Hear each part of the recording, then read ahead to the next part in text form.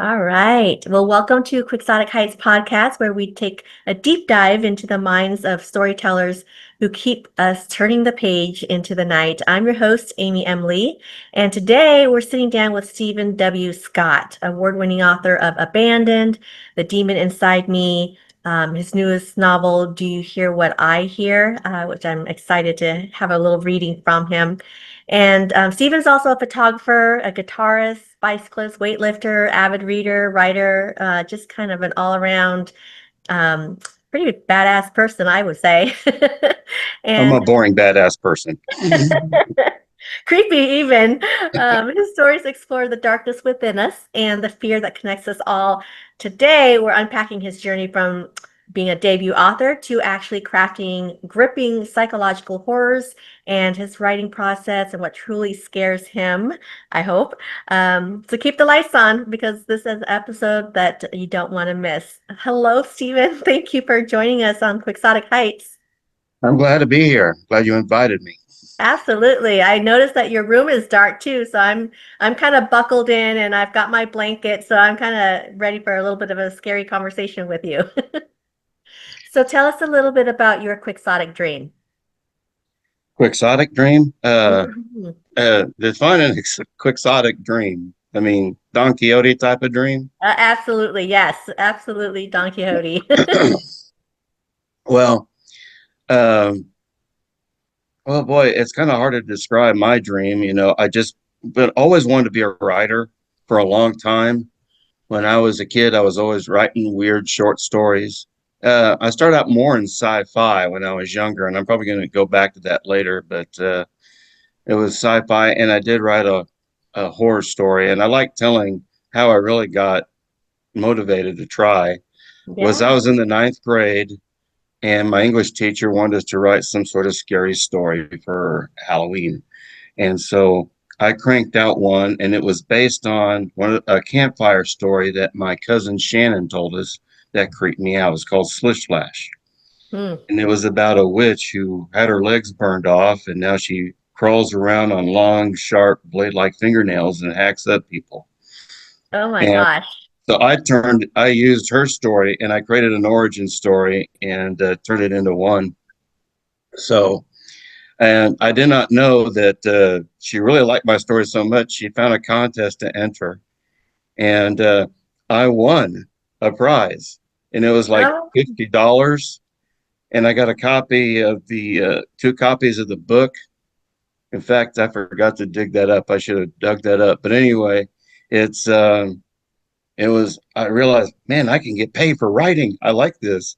In yeah, 1980 and in 1981, $50 was a good deal of money.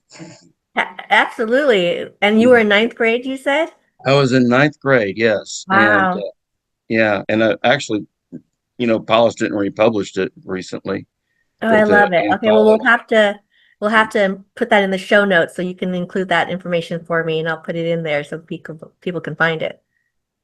But Yeah, well, the book is out of print, but the uh, first book is out of print, but the recent one that was just last summer, and I was thrilled. And I'm going to include it in my own short story compilation I'm putting out later in September, hopefully, called "Wonderful Terrible Nightmares." okay. Well, we look forward to that. Thank you. So Sorry, I'm you having trouble with my allergies today. okay? Well, we can always take a break if you need to. Tell us a little bit more about your background because you kind of zigzagged around. You started with journalism, and I think also history. Then you went to seminary. You got a Hmm. Master's of Divinity, I think it is, and then you That's pivoted right. to education. So tell us a little bit about that journey. Well, I've always been kind of a religious guy, and when I went to when I went to college at OU, I wanted to do something with writing because I knew I wanted to do that. So I focused on journalism. And as I was taking my journalism credits, I was taking a lot of history stuff too. And I accidentally set myself up to graduate with a double major in journalism and history. Hmm.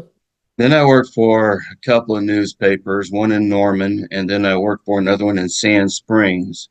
And after that, I went to, like I said, with the journalism thing. And by the way, I'm always writing in the background. I got a degree from in professional writing, but it's part of journalism. And so I'm always writing stuff in the background. And I went to seminary just to explore. And after 4 years, I returned and I was a Methodist minister and chaplain for 5 years out in Western Oklahoma. And then I got a little disillusioned with it and I moved into education. I thought I'd like working with kids. Again, still writing in the background. And so I've been in education since about 2001. And I think I came to the realization back in 2020 or so, after getting rejection after rejection after rejection. First of all, I looked into Amazon Kindle and I put out that first book, Abandoned, which was actually not a horror story. Well, I guess you could say it is. It's about a boy whose parents abandoned him. And it was based on an actual experience I had in my latest school at Union. He was a freshman. He came home and his parents were gone, left him a few $100s for food. And he was almost out of money when he finally told me. No. So I turned that into a book with his permission. I didn't want to drag it, change some things out. And then it was about that same time, I was looking at it, I thought, dadgum, here's an error, there's an error. And I had even a couple of people read it over for me. And I suddenly realized, the publishing industry has changed. And I had to get involved. And that's when I joined the Tulsa Night Writers. And that's where I met Heather Westover. And I found her and she was willing to take me on as a client. And the next thing I know, I've got 2 new published books in horror. I love it. I love it. That's amazing. And how do you Mm-hmm. think your writing and your publication process has evolved from book one to today? Well, if you want to take a look at this stuff I wrote back in, like when I was in junior high, high school, and college, and all that stuff, I think it's one is the shift from one to sci-fi to horror, Mm-hmm. and also that the shift has gone to using more descriptive terms of the other senses. Mm-hmm. We always rely on sight all the time, and that relates to my new book that I just put out. But that's one of the big things. Also, I learned how to get in the head of someone, and that's through reading. I like to read different authors, Richard Matheson, of course, Stephen King, and Dan Simmons are some of my favorites right off the top of my head. I'm getting into Robert McCannon now, really good stuff. So, and last night I was reading out of Robert McCannon, and I got some new ideas as to how to write better. So, Mm-hmm. I think I agree that if you have to be a good writer, you need to be a good reader. Absolutely. Yep, Mm-hmm. 100%. So what draws you to these genres that you're writing? I have to admit, even despite being religious, I've always been kind of a more of a dark, melancholy person, reflective. And I think that's why I kind of gravitate towards it, because we have to think about what scares us and not just the unknown things. The unknown is the scariest part. But, right now at the future, what we're looking at, in the world, it seems kind of scary right now. And when I'm trying to sell books at a convention or at a book signing or something like that, I'll ask them, do you like horror? If they say no, I'll say, yep, I know the world's scary enough, isn't it? And Mm-hmm. we all have fears. It's the one common thing that everybody has, fear. How do we deal with it? Are we going to be Yeah. passive or are we going to be active? Mm-hmm. Mm-hmm. And are there any personal experiences in your life that you draw from for your stories? I would say yes. Frustration, loss of jobs, and loss of family members, that just really cuts to the core. Mm-hmm. And I think that's one of the biggest things we got to deal with is loss and death. And sometimes the death of a relationship it doesn't end in actual physical death, but just the death of that relationship. And that's what draws me to it. And also, I'm not trying to be a downer or anything, but I think suffering is a part of life, and we got to learn how to deal with it and go through it instead of try to avoid it. And our society right now, we like to avoid pain as much as we can. I'm not saying we should go in and hurt ourselves, but at the same time, you do have to deal with it. Yeah, I agree. I think none of us can escape that, despite what social media shows us, people living their best lives, there's a lot of pain, a lot of other things going on behind the scenes, right? And Yes, definitely. our personal experiences do help us to craft those stories. So with that, I mean, I want to say thank you for sharing your parts of you on the pages. Um, And I think it's really hard also if you have a religious background, if yeah, everything's supposed to be hunky and dory and fun, and life isn't always like that. yeah, and it's good that you show that life isn't always like that. It's real and it's authentic. Hmm. So you had rejections after rejections after rejections, and yet you didn't give up. You found a way. Tell us a little bit more about how you were able to push through it and why didn't you give up? Well, I'm not the one to give up for one thing, and secondly, I know there was a chance. It's just frustrating to try and get that chance, and it's really hard to get your foot in the door, especially with traditional publishing. And when I found out that you could bypass that and still somehow, sell books, and I'm not yet making a profit, but I'm hoping to get there soon. Mm-hmm. And one of my bosses that I had was treated us all to a banquet, or I still have him, and his name is Jason. And he was talking about getting the business started. He said the second year was the hardest. And after Mm-hmm. that banquet, I told him, "Thank you for that. I really needed that with my writing thing, trying to get going, because you Yeah. need to." And to me, the other thing is, even if I never published again, I'd still write, Mm. because the day you Why do you stop think that writing is? is, yeah, the day you Why do you stop think writing is the day you die. Yeah, yeah. But why do you think that is where even if you didn't publish, you would continue to write? What is the draw for you? It's always been my catharsis, Mm. writing it out, thinking about it in my head and putting it on paper. In my abandoned book, one thing I told the kid to do, and I put this in the book, is to write out, your frustration. Mm. And when I wrote it in the book, I put like, I finished it. What is it? It's a biography, mine. It went from mind to spirit to mind to fingers, fingers to pen, pen to paper. Yeah. So let's talk a little bit about your books. You shared already a little bit about Abandoned. Is there anything else you want to provide the listeners about that one? I will say one thing is that the boy, and this is in the book too, he was best for him. He got adopted by a loving foster family. Mm. And now Good. he's working in HVAC, making a lot more money than I am as a teacher. That's amazing. That's beautiful, actually. What Yeah. about Demon Inside? Give us your 60-second elevator pitch on that one. Okay. This is how I like to market it.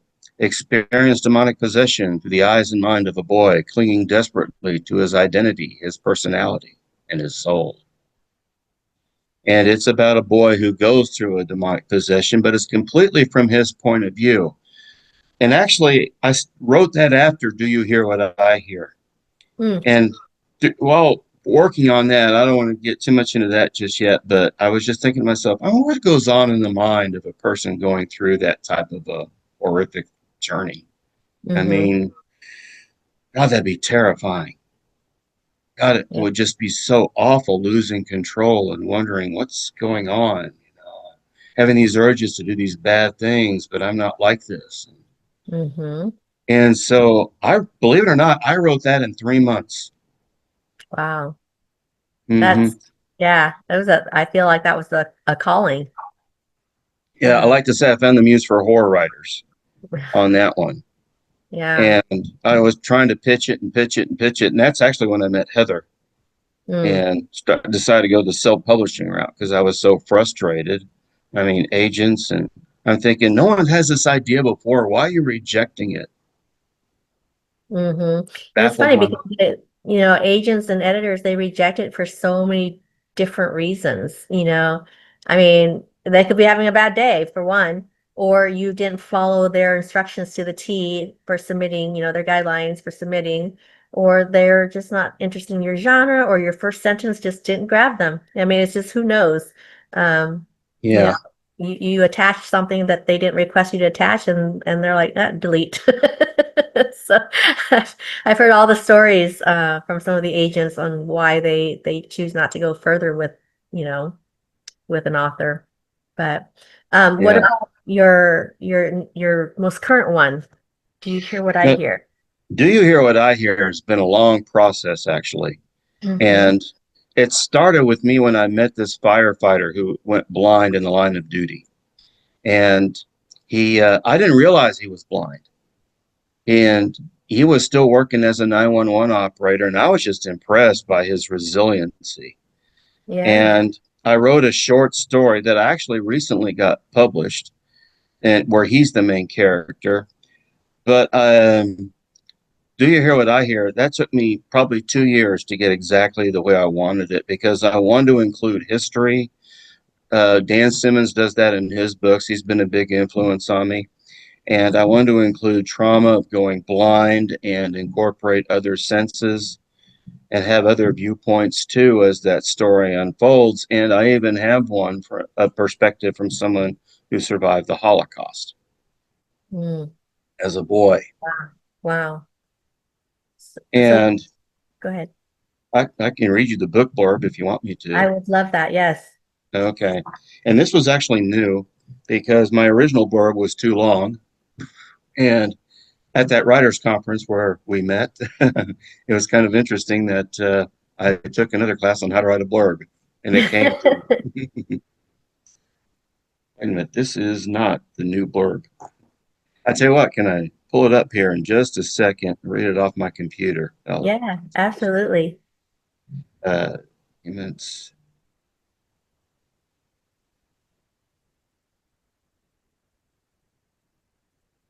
You must have done a lot of research for this one and pretend and possibly for all your other ones, but um yeah, yeah, just I can't imagine what it's like to move in this world without your senses. Uh, uh-huh. I thought I had it. That was, so tell us a little bit more about Heather while you're looking for that. well, Heather has always been an inspiration, and she gets me to really think things through. And And she was emphasizing while going through Do You Hear What I Hear, the showing instead of versus telling, which I did kind of know about at first, but she kind of spotted some places where I could go forth and actually show. I still think there is a place for telling, because sometimes you don't want to get into too much. But hey, I found the blurb. Okay, go for it. Uh, okay. A tragic car wreck leaves Jason an orphan, taking his parents and his twin brother. Only 14, things get worse when his injuries render him blind. After moving in with his aunt, uncle, and cousin, his hearing intensifies so much he can hear the voice of a sinister supernatural entity. As he mourns for the loss and deals with survivor's guilt, he becomes afraid, not of the dark, but what he can hear in the dark. What he hears is an ancient evil that stirred the Holocaust and attached itself to Dr. Joseph Mengele, a sadistic Nazi who performed horrible experiments on twin children during World War II. One of the survivors, Nathan, saw the ancient evil when he was a boy after his twin was killed. Now, a rabbi, Nathan's been tracking the angel of death for decades. He might have the secret to stop it, but can he find Jason in time? Hmm. Are your characters young adult characters?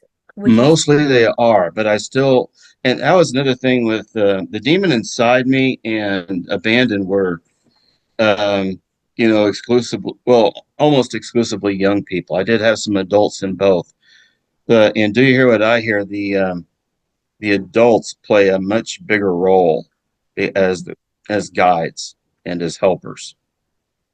Okay, yeah, because with Abandon for this one, I definitely see that the main character is, a youth, a young boy, young adult. Uh-huh. Why I was curious about when you pitch and promote and advertise for your books, do you particularly go towards the young adult genre, or do you just stick to the horror side of things? It's more horror, I guess you could say, is what I stick to. I do have some ideas for more adult horror Mm-hmm. later, but I've been teaching freshmen for so long. It's just seems like all the characters I know, I gravitate towards them, and they provide a lot of inspiration for me too. When I wrote The Demon Inside Me, the trauma that the boy goes through that makes him vulnerable, his father dies, and Mm. that year I had a kid who lost his dad right before Thanksgiving. He was a DOT worker, and I Mm. thought, oh my God, how do you deal with that? And his sister, his eclectic sister, who acts like Wednesday Adams. Well, I had a student in my fourth period who acted like Wednesday Adams, and so she's was my inspiration for that character. Oh, So wow. yeah, I do get in, and I put in a couple of teachers too as inspiration. So Yeah, of course. We, as writers, we draw upon the people that we know, right? And mhm. um, it's always fun to say, well, don't make me mad because I'm going to kill you off in my book. Character. Or I'll put you in my book. Yeah, Um, would you be willing to do a reading from one of your books? sure. Might do a couple little sections here, Yeah. but like in "Do You Hear What I Hear?" I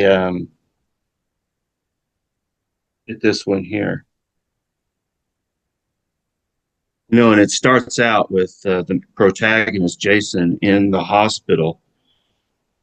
Jason, said the lone English speaking voice, my name is Jonas Gutierrez. I am from the U.S. consulate in Sao Paulo. Can you hear me? He coughed as the pain flared in his chest. Jason grunted as it shot across his sternum and ribs, vibrating like a thunderous bass speaker. A dull, achy pain spread through his left shoulder and arm. It pulsed and spread like wildfire to his back. Pardon me. Shit, shit, shit, shit. Oh, that hurts. Please help me, sir. Please. Each word was stifled by heavy grunts and breaths. It was like a dance. Grunt, pain, speak a word. Grunt, pain, speak a word. The pain ebbed for a minute, fading, but not by much. His breathing softened. Jason stammered, where am I? In the Sao Paulo Central Hospital. You were in a car wreck. Do you remember? Yes, sir. He coughed again, only to be interrupted by the loud sirens of pain. Again, the measure returned. Grunt, pain, speak a word. Where's my brother and mom and dad? His heart stilled, anticipating the answer, especially when the man hesitated. Your parents and your brother were all killed. The Mm. man's voice quieted, but Jason heard the rest. A warm numbness draped over him. Not knowing how to feel, all sensations retreated into nothing. An invisible pain tried to break through the numbing. Cracking it, his tears lurched through his eyes. Mom, Dad, Jimmy, they can't be gone. Sobs punched through tears, snot, and vile shaking. I have called your grandparents and your aunt and uncle in the States. Your aunt and uncle are on their way and should be here tomorrow. Jason cried, and then it hit him. Something else scared him far worse. He felt his face, scarred, disfigured, but he was trying to find some sort of mask or bandages over his eyes. Nothing was there. His eyes clenched so hard they almost hurt. The painful reality triggered more terror than sadness. The blunt truth smacked him hard. Only a dark blackness existed, surrounding him as if a thick blanket covered his head. No matter how much he wiped his tears away, or how much he blinked his eyes, no images formed, no light emerged. The darkness refused to budge or give way. Mm. I You love it. know, and I just can't imagine the trauma of going blind. And give you another little snippet here. And this was actually probably the hardest section to write because I have about 4 or 5 chapters of flashback of life in a concentration camp from Mm. the perspective of a boy and his twin. Let's see here. They were taken to a building where soldiers directed the children to specific cubicles. The signs in Polish said, remove clothes and stand still. Separated from his brother and his two new friends, Nathan quivered. It was already cold and now he had to strip. At least no one else could see him in his cubicle. Suddenly a loud blowing resonated in the building. A blast of warm air hit him along with tiny pellets. They felt the rock salt, but it did not hurt. It did smell, though. Afraid of the pellets getting into his eyes, he clamped them shut. He also kept his mouth closed and covered his ears. The odor was terrible, but he had to endure smelling it in order to breathe. At least the rush of air was warm. However, it slung pellets constantly, forcing him to drop low for a breath. When will this stop? He wanted to put on his clothes and curl up in a bunk somewhere and dream of life again with father and grandma. After the longest time, the blowing and pellets stopped. Then the artificial wind started up again. At least no pellets flew this time, and the stench dissipated. The doors opened and the military people came back, giving the children new sets of clothes.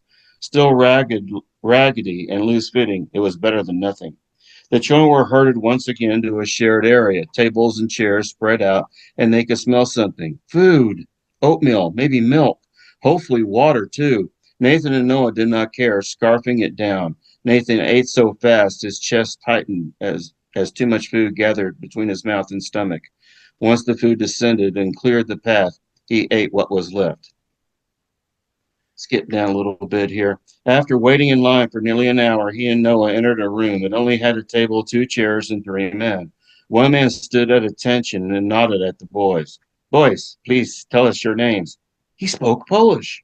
Sir, what is going to happen? Noah quickly asked. Are we in trouble? Boys, he repeated, please tell us your names. Nathan Oberst, Noah Oberst.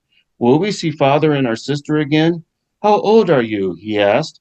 Desperate, frightened, their minds became one, answering together. 9. They repeated the previous question with more angst. Are we going to see our father and sister again? No, that's just the trauma that they would Yeah. have to go through. Wow. That's scary. That's really Yeah, deep. yeah. Okay. Uh, but one little more section here. I hope you don't mind, but that's when, just a little section here. I'm not reading much of the scary parts. I want to keep that on edge, but I thought of this too. And he has a cousin, and that's a strong theme in here is my cousins. And I Mhm. dedicate it to them because his cousin's going to become his new brother. Um, Justin knocked on the door. That's his cousin. Jason, he peered into the dark room. Why are you sitting in the embarrassed? His voice faded. Mom always said, just because you have a thought doesn't mean it needs to come out of your mouth. Dad told him, think before you speak. Justin finally understood. He cannot imagine going through the trauma of blindness, much less losing his family. Jason's fingers pushed across the book, taking in the words. He sighed, backed up, and tried again. Justin, about to blurt out a question, thought about it. Yes, the question was safe. How hard is that, reading Braille? Some letters are confusing, he said quietly. C and B are close, and W is sure weird. I have to feel not just for the bumps, but the flat parts as well. I like when I can guess the word based on the first 4 to 5 letters. He got quiet for a minute. It's frustrating to learn this. It's like learning to read all over again. The shadow of Jason's head fell to his hands. His voice was muffled. I can't do this, Justin, he cried. It's too hard. It's so hard and it's not fair. After a few seconds, Jason's lifted his head. The tears stopped. Justin, unsure of what to do, remained still. Afraid to say the wrong thing, his mind scrambled for the words to comfort his cousin. Something inside bubbled quietly. Words illuminated his mind and formed. I think I read that wrong, but anyway. Tell me what you need, and I'll try to help. I got to do this on my own. You can't read this shit. It's like a foreign language.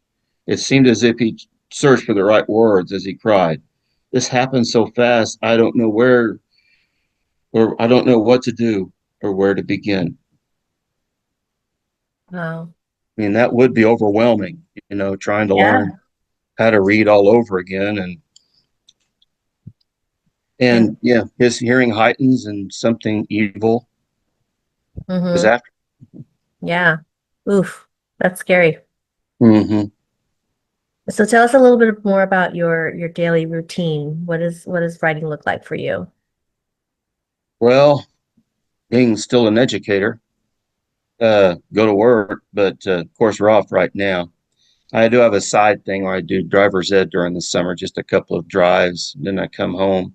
And Wednesdays is usually my day off, and Sundays. So when I get home, I like to go for a bike ride, and I've been doing this faithful lately. I'm trying to get back in that strong habit because works out the stress, and I can think. And I've actually come up with a few good ideas while bicycling. Came up with another one yesterday for a What short about story. driver's ed? I think that's scary. Yeah, that can be. It can be. Most kids have enough raw talent I can work with them, but I also teach classes once a month. But anyhow, when I get after the bike ride, usually dinner, and then I try. And last night I got a good 2 hours of writing in, Nice. among with, and of course I try and once a week or so I'll get on the social media and start just plastering my book everywhere and Mm-hmm. looking for new ways of marketing. Yeah. Yesterday on Threads, I saw a guy wrote, "Buy my book now." That's my marketing for today. And I just simply asked him, "Hey, I might try that method. Let me know if it works." Does it work? I don't know. I haven't tried it yet. I just saw it yesterday. Okay, well, make sure you let us know if it works. And Mhm. what do you find works for your book or for your genre?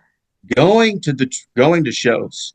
I had a great idea last year, and I wish I would have thought of it earlier. But there was a horror convention in Oklahoma City, Mm, and I signed up. I thought, what better place to go there and get, to sell my books? And I had a great time. I sold about $500 worth of books, which paid for my table plus another 100.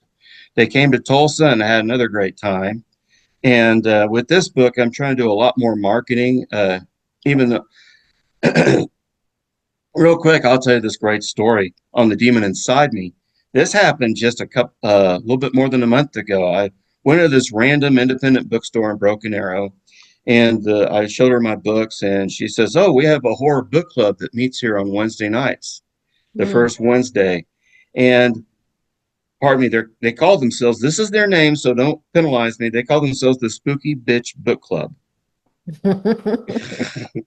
And they read The Demon Inside Me for the month of June. And so I went back last week to visit with them, and yes, they enjoyed it.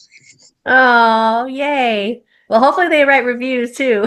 Yeah, and that's it.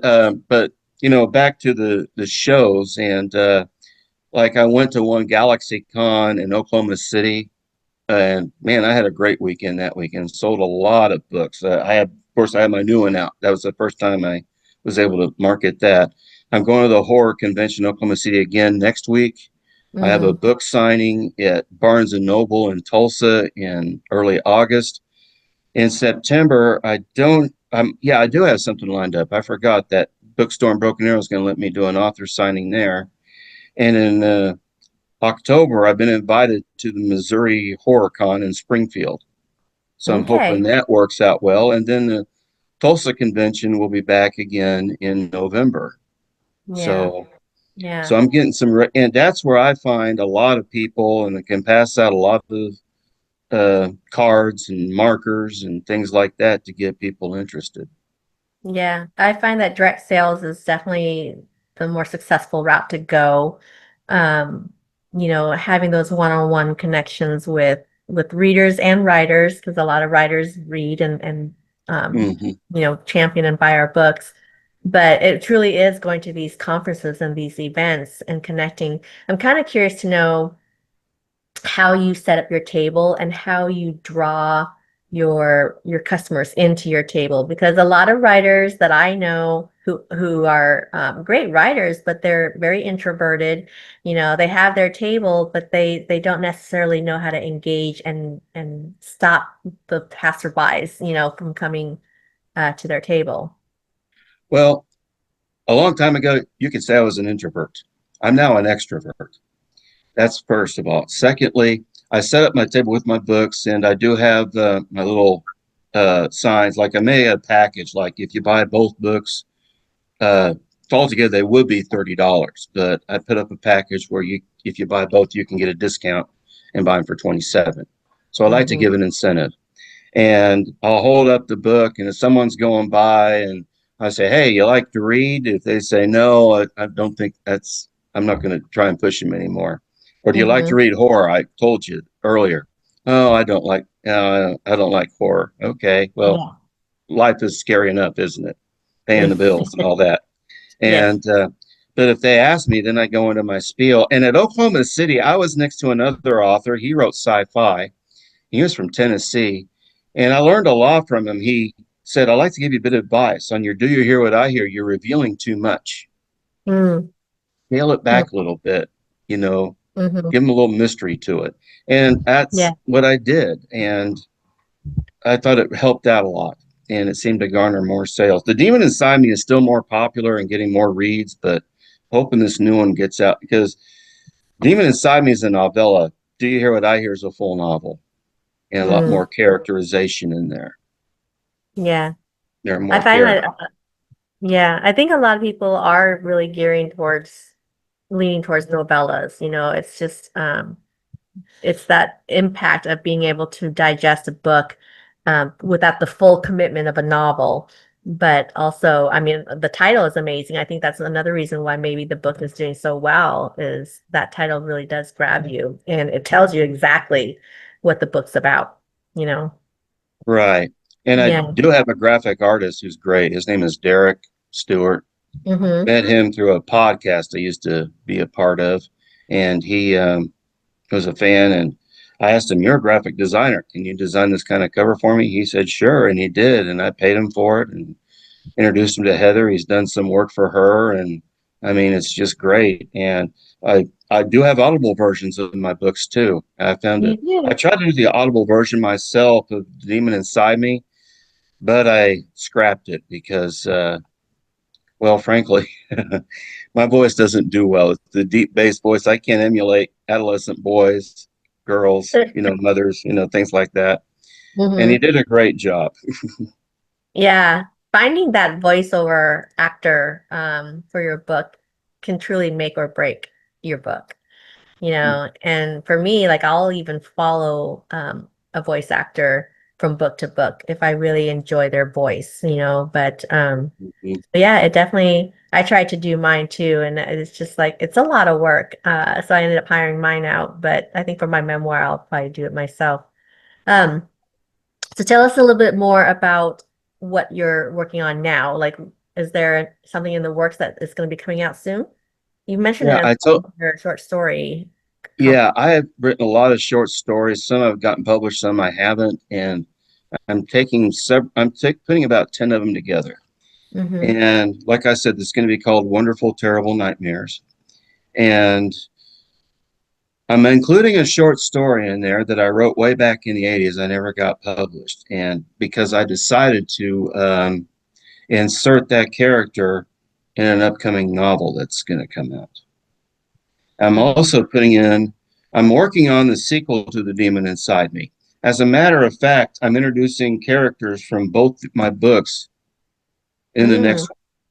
It's called My Best Friend's a Demon. And the characters, this is going to kick off a trilogy called the Blind Faith Trilogy. In The Demon Inside Me, one of the protagonists is the priest who is Father Matthew, and he too is blind. So, Blind Faith Trilogy. Well, Mm-hmm. since I'm working on that, I'm going to include a chapter in my upcoming short story compilation. And Mm-hmm. then I'm going to release the new one, My Best Friend is a Demon, hopefully in October, but it might not be until November, but we'll see. Yeah. Yeah.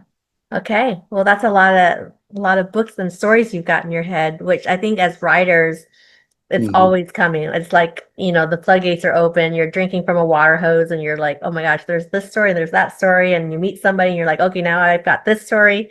So that's a great thing, great problem to have. And here's a crazy thing too. Back in the 2000s, I almost got traditionally published. I had this book. It was called Death Notice. Hmm. It was actually an adult thing, and it was more of a supernatural mystery thriller. And they wanted to see it, and I didn't hear back after like 3 or 4 months, and so I reached out again. That's when they first started getting into emails, and they said, "Well, we never got it sent to us through mail. Would you send us another copy, please?" So this time I sent it FedEx, and I didn't hear from them for about another 3 months, and so I contacted them again, and they said, "We're sorry, but last month we were taken over by another publishing company, and they canceled all new projects." Oh, I am taking that novel.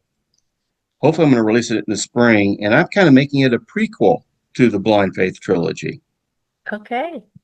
I Where, figured out a way to tie it together, and I'm keeping it in that time frame of the mid 2000s. yeah. I think when the door closes, sometimes it gives us a new purpose and a new way to reinvent things. So I think that's perfect. That's wonderful that you're going Mhm. to be able to do that. Would you ever, now that you are so good at self-publishing and going the indie route, would you ever do a traditional deal? I might consider it at this point, but who knows? Why would you consider it? What would be the draw?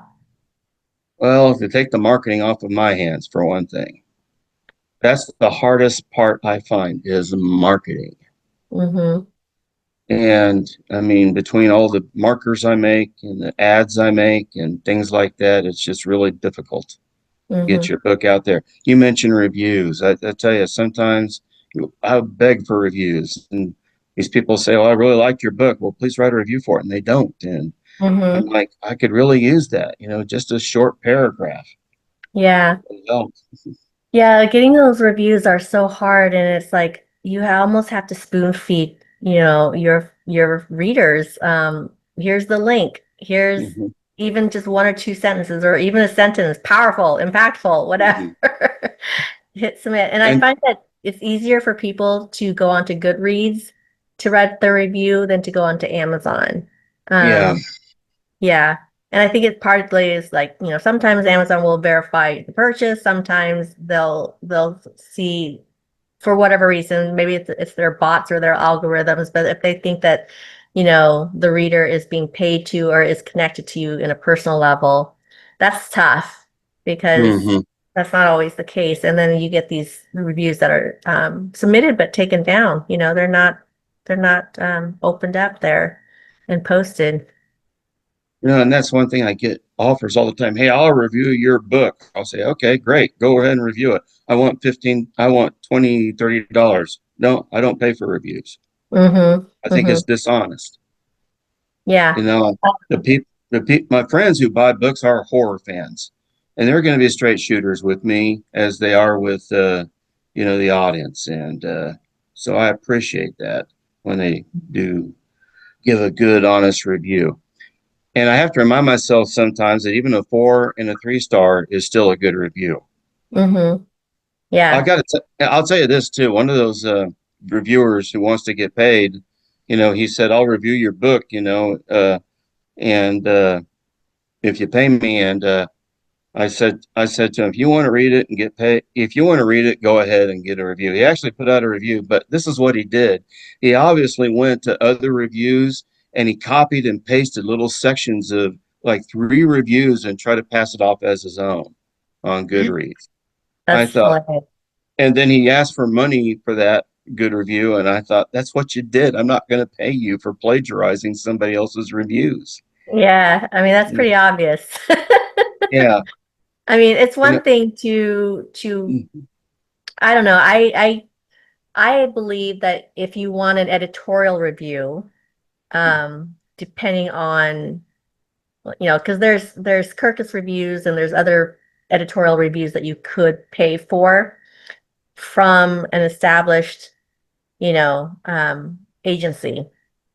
That's one thing. I think a review for to pay someone to actually sit and read your book and give an honest review, I think that's worthwhile as well. I think at the end of the day, for me anyway, it's getting your book into the hands of a reader who is going to give you that honest review. Whether I don't believe in paying, $1,000 for that review, but yeah. you know, Also, I did try a couple of them and I didn't see any returns on sales for mm, those reviews. So Mm-hmm. I just kind of thought it might be a dead end. Now I have tried some editorial reviews. I'm waiting to hear back on Readsy and what was that other one I just did? Online book club. And I was looking into Book Talk. Mm-hmm. It's like just 69. It's $69, I think, and you send in 10 copies, 10 author copies, or people who want to jump on it, read it, and review it on TikTok. Mm-hmm. Mm-hmm. So I'm going to give that a try after I get Yeah, some money in. And actually, I've been reviewing books for free on TikTok now. I've been doing that for the last 6 months or so. got it. Do you makes me think of Siskel and Ebert back in the day when they would review movies, and now we have these book reviewers who do it professionally, or the influencers who do it. Um, Gosh, I had a question for you and I just totally lost it for a minute, but that's okay. We'll go into the rapid fire, which is my one of my favorite things about the podcast. See, are you ready for some rapid fire questions? Sure. Okay. Pen, paper, laptop, which one? Lap- Laptop. Yeah. Favorite horror movie? Halloween, 1978. Ooh. Coffee, tea, or something stronger while you're writing? Water. Never been a coffee drinker, tea. It's all right. I just give me water. Give you water. Love it. Okay. What about the most terrifying book you've ever read? That would have to be Pet Cemetery by Stephen King. Mm. And one word that describes your writing style. Sensation oriented. Or Since- that's 2 words. Yeah, Hey. sorry. It's okay. We'll accept it. We'll accept it. Okay. Thank you. Well, Because actually, go ahead. just to me, when you're terrified and scared, you don't Hmm. just see things. You're going to smell things. Your skin's going to react. What does it feel like in your chest? What does it feel like in your Yeah. mind? Well, And that goes back to our conversation about show versus tell, right? yeah, Because, and you had mentioned that, and I agree with you, you can't always show, you can't always tell, right? Like you got to balance it because especially the heightened scenes, the most powerful scenes, I totally agree that those should be shown so that you can feel it. You draw the reader in. Telling serves a purpose too. It also moves the story along, right? And it breaks things yeah. up. And yeah. Um, so and the other thing that you mentioned that I kind of have to question about, because you said that, you would explore traditional publishing because you wanted to take the marketing piece off of your hand.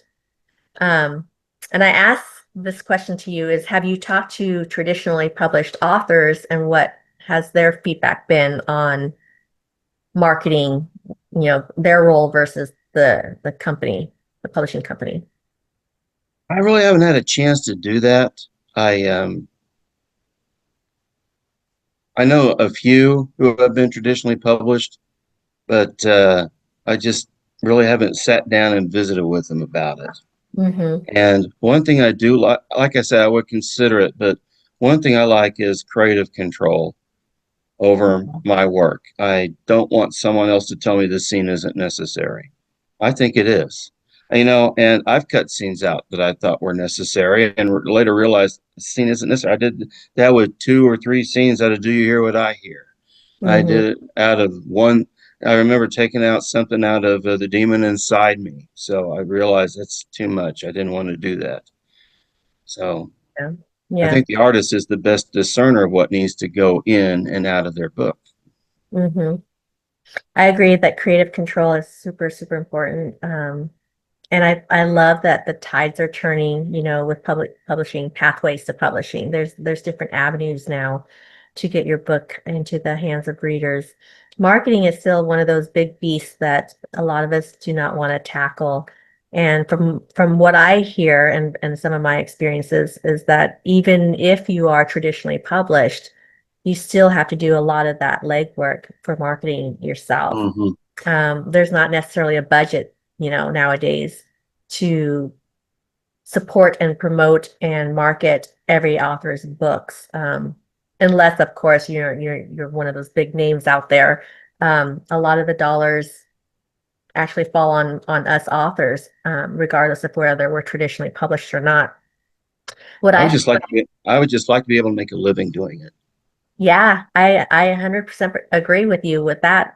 It's one of those dreams that we all have, right, as writers. And I think part of it is, treating it as a business versus the expensive hobby lens, understanding, having that website that has the proper SEOs and the keywords, having a Google business profile, so again, treating it as an LLC, for example, versus just a Mm-hmm. hobby. And then advertising, honestly, for me personally, it works well for me to advertise on Amazon versus Facebook because at the end of the day, when people are on Amazon, they're already there to purchase something usually. They're ready to buy. Yeah. Um, yeah, Actually, my latest ad on Do You Hear What I Hear seems to be doing some results for a change. I was good, glad to see that. good. Hmm. Yeah. Actually, I did a double book advertising. It's helped both of them. Good, good. Yeah. And it's kind of like you have to experiment because things change, algorithms change, formulas change, what might work yesterday doesn't work today. And so it's one of those things that's like we're always having to be on it. But anyways, I would love to know if you have any tips or advice for writers who want to do this full time and make it a career. I made a TikTok video about this the other day Mm-hmm. because I saw this guy on Threads saying, "How many times you want to reread your book?" And I commented, "You need to remember something. You can't read it enough." But I said another thing: get an editor Mm-hmm. who specializes in fiction in either content or grammar or both. Mm-hmm. And like I said, Heather's great with both, Yeah. but you cannot, you know, you can't just use your own eyes. It's hard to see it in your own Yeah. eyes. Also, I also recommend if you're putting it on Amazon or BookBuy, I've heard about that. I may look into that in the future, or Ingram, order a proof copy. Mm. You can order more than one. I did that with Do You Hear What I Hear? And I read through it to see if there were any mistakes I needed to fix. And then something else, when I was doing the audible for Demon Inside Me, I caught a lot more mistakes reading it out loud. Mm-hmm. And I'm not saying they're necessarily grammatical errors or confused words or things like that, but I realized I overused a word in one sentence or I wasn't clear in describing it. So read it out loud. I tell my students that all the time when they have a writing project. Read it, reread it again, have a friend read it and read it out loud. You Yeah. cannot, you know, that's the thing. You can't do it by yourself. If you're trying to That's do it by great yourself. advice. I read a lot of self-published books too because I'm trying to help them. If I think it's less than a 3, I don't give it a review. I don't want to Mhm. trash him or anything. But I Yeah. remember reading one last year, and my God, it was just god awful horrible. And Hmm. there were so many. He overused the prepositions. He referred to these things as cartilage creatures like 20 times within 4 pages. And I'm thinking this guy needs some serious help to really reread it and give him some feedback. Yeah.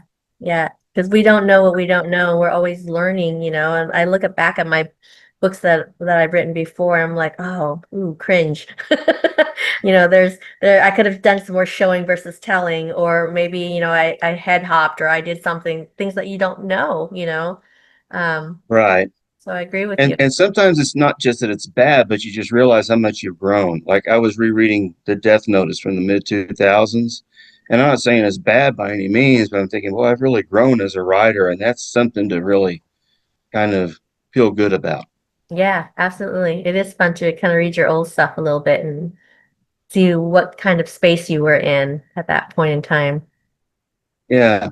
And I will say this, while I'm working on my new one, I keep thinking, oh, I hope this is as good as my previous one. Yeah, I Oh, think I don't think I can top Demon Inside Me. So I'm trying to think, oh God, I got to do this. And that's my fear. I don't want to write The Last Jedi, you know? well, it's sometimes the book that takes off is not the book that we think it's going to take off. It might be our Yeah. second or 200th book, that actually takes off.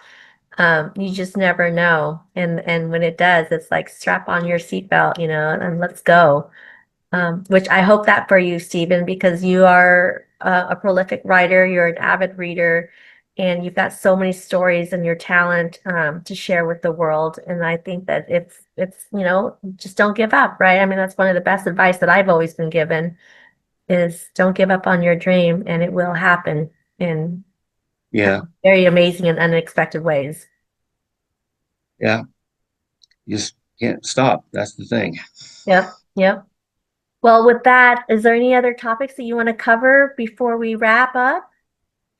Not really. I just hope people want to go out and buy Do You Hear What I Hear? Because I really put, yeah, in many ways, I like it better than The Demon Inside Me. Heather liked it better. Hmm. And just waiting to see more sales jump on it. Yeah, yeah. I hope that for you as well. Hmm. So, listeners, thank you for joining today on the Quixotic Heights podcast with Stephen W. Scott. If you enjoyed this conversation, please be sure to check out his books and also subscribe and review this podcast. That would help us both tremendously. Until next time, keep writing, keep reading, keep chasing those dreams. And we hope that you join us for the next episode. Until then, have a wonderful day. Thank you so much. And Stephen, have a blessed day. We wish you all the best. And I'll talk to you soon and see you at a future conference. I'm sure we will. Looking forward to it. Absolutely. All Great. right. Thank you. Thank you.